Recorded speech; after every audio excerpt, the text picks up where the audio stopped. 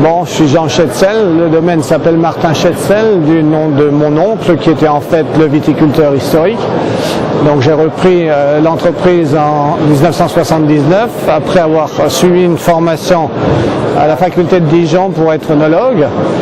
Mais très rapidement, j'avais compris, enfin il m'a quand même fallu quelques années, 5-6 ans pour comprendre que les vins ne se font pas dans la cave, contrairement aux enseignements de l'œnologie, mais se font dans la vigne.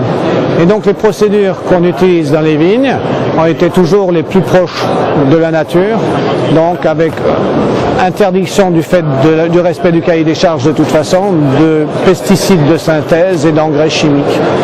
Les vignes ont toujours été enherbées, c'est le meilleur moyen de freiner la vigueur de la vigne et de limiter le parasitisme par des maladies dites cryptogamiques.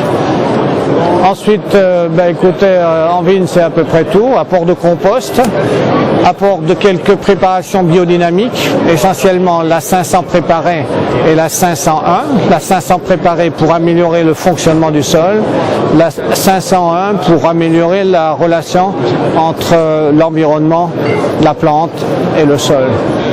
Dans la vigne, voilà, en gros. Pour ce qui est de la cave, rien de particulier, parce qu'à partir du moment où les raisins sont mûrs et presque sains, il suffit d'en extraire délicatement le jus. Donc le pressurage est vraiment la partie essentielle de la vinification. La fermentation démarre spontanément, avec une fleur naturelle provenant et des raisins et de la vigne.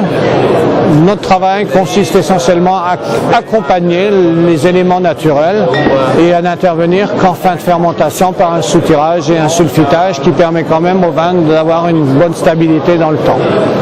Voilà.